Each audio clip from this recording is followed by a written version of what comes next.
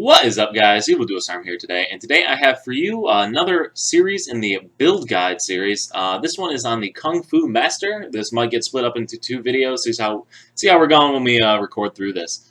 But anyway, so this isn't going to be as much of a build and rotation in a DPS guide as it is going to be a class overview and different types of rotations that you can run, and different types of skills you should have spec, and different types of things you can do with the Kung Fu Master.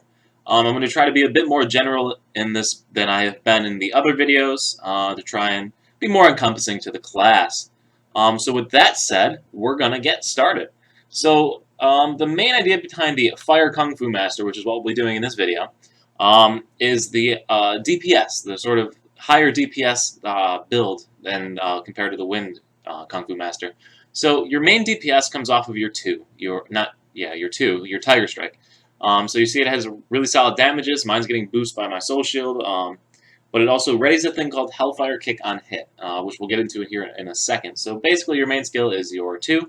Uses 3 focus, so you can interspace some 1s in there, or you can use your Hellfire Kick into Smite, which is a thing that we'll cover up in just a second. So Hellfire Kick is over here. It recovers 3 focus, and it'll also help to ready your Searing Palm, which we're going to get to way later in the video. But you have your Searing Blow as well, which procs off of a Tiger Strike critical, which also recovers 5 focus. And when you hit that, you can go into a Smite for 4 focus, another 4 focus recovery. So we're just going to go into that main little bit of rotation. So you got your 2 is your main DPS. See, we have the kick here and into a Smite, and it recovers all of our focus. So then we have to spam, and then we get our kick back on a critical hit. And we can do spam, and we get our kick back. So we see we can maintain a lot of focus here, focus recovery, while being able to spam this skill pretty well. And if that fails, then you've always got your options to use your left mouse button to recover. And you see we're back to full focus already. So pretty simple rotation. We'll just go through it one more time here.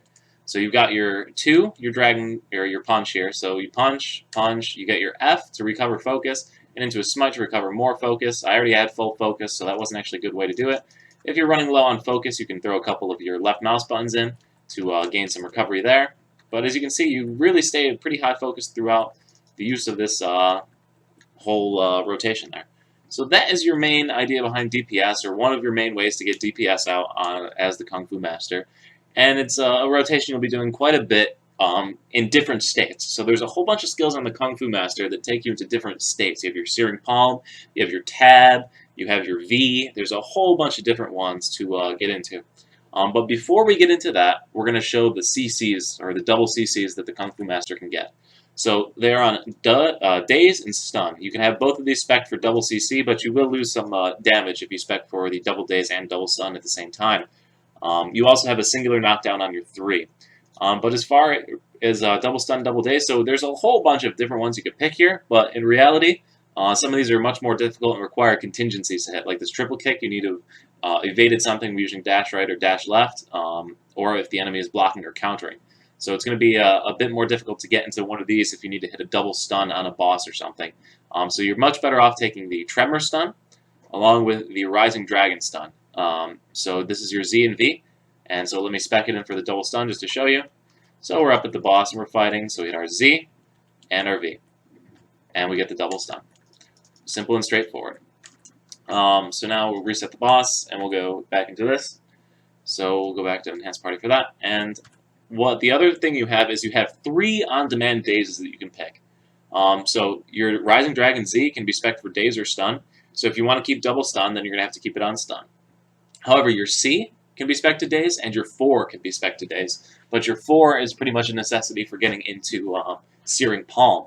So Searing Palm is going to require this Comet Strike. So that's why you really can't keep these both on at the same time. But if it is a mechanic or something, or if you're just main tanking and you're not too concerned about DPSing with the Kung Fu Master, then it is a viable option to take the double daze, double stun, and then have your single knockdown for joint CCs with your teammates. So those are your main CCs that you can get into as the Kung Fu Master. So now we're going to talk about what I was talking about earlier. The idea of your V, your Tremor. So V Tremor has the option to enhance for threat. So if you want to have to be a tank and you want to keep more threat on the boss, that is your option there. You can also take threat on your 4. But then for your Tremor for Enhanced Party, is actually really, really useful for you. So it increases critical damage by 20% while your allies' attacks are successful. It also increases Tiger Strike's damage, your main DPS, by 20% as soon as you cast it, regardless of what happens. So you get a 20% major DPS bonus as soon as you cast it. Then, after successfully pulling in 3 targets, so this pulls enemies within 8 meters around, it pulls them to you. So for trash mobs or things like that, it doubles your attack power for 10 seconds. So another amazing perk of this skill. Really great for clearing through the trash mobs, but as I said earlier, it's not something, the 20% isn't going to be incredibly noticeable on boss fights where you're going to have to be trying to get double CC, so you might want to spec the stun for boss fights or the threat, depending on what your tanking role is in the boss fight, or party needs as well. But for clearing trash mobs, there is no way you're beating the enhanced party tremor.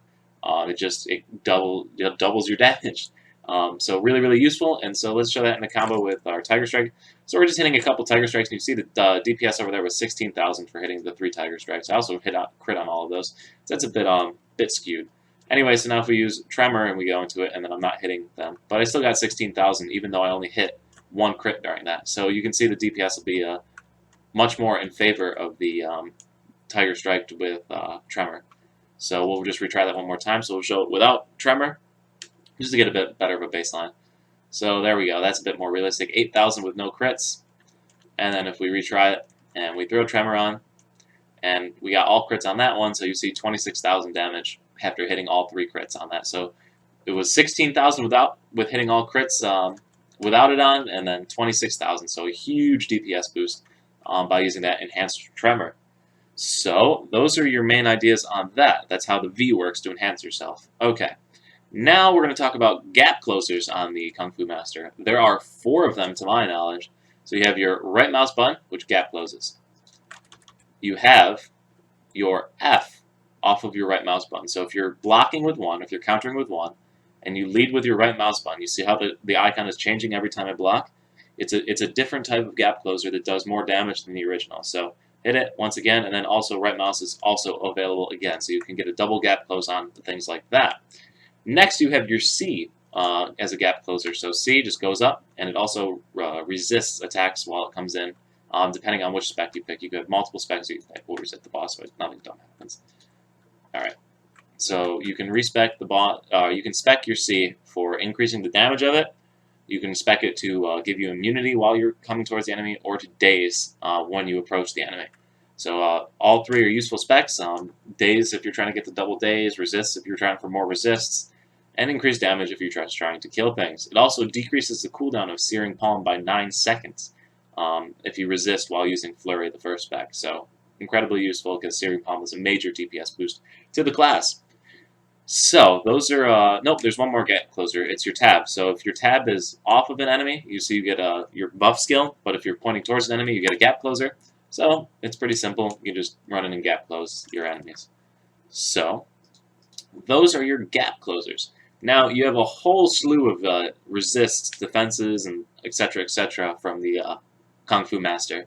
So first and foremost is your counter. So you can counter enemy attacks. So you see you get the arrow, the indication. Just time your counter, and boom, no damage, and you get a counter, and you can hit your Iron Shoulder to get a little more DPS, and then it moves into a whole bunch of other skill options that you have on your F. Anyway, so that is your first sort of resist defense kind of thing. Next, you can spec your C for immunity, and you can spec your Z for immunities. I'm blind. Z is right there. So you can spec your Z to resist, and you can spec your Flurry to resist attacks. So useful skill specs there. So we'll just show it on the Z. Don't need to really show it on the C. So we're attacking the boss. He's got the thing that comes up. So we hit our Z, and we resist the attack. Really, really simple. Okay, so with that, we're going to go back in and look at the next. So you have your tab. Fighting Spirit can be spec'd for Ice Guard instead. So if we apply that, and we're fighting our enemy, and we hit our Ice Guard skill, and as we see, we got protected from the damage there for 3 seconds. So really, really simple. Another way to resist attacks. So we'll switch that back to Enhanced Party. And the final set is your Q, E, and SS. So boss is fighting, we need to dodge, we hit Q, and it switches us to the left side of the boss. If the boss is attacking again, we hit our E, it switches us to the right side of the boss. And then something like this, perfect timing. We hit our SS, and we resist as well as dashing out. You can also use a gap closer after resisting with SS, so we'll show that now. So we're going, and we resist with SS, and we have an F that comes up to gap close us back into the fight. So if you're dodging something from a boss and you want to get back into the boss for your boss fight here, or if you're fighting a regular enemy and you SS to dodge something and you want to get back into it, that is the way to get into it. So this video is getting kind of long, and the next part is relatively in-depth. So what I'm going to do is I'm going to cut the video here, and I'm going to put this up, and then I'm going to make, like right now, I'm going to go through and make the combos using your tab and searing palm video, and I'll upload that as well, and we'll try and have these both up at the same time as possible. So thanks for watching, guys. Hope you found this useful. Stick around for the next part, next video, and I'll see you at that one. And yeah, peace, guys. Have a good one.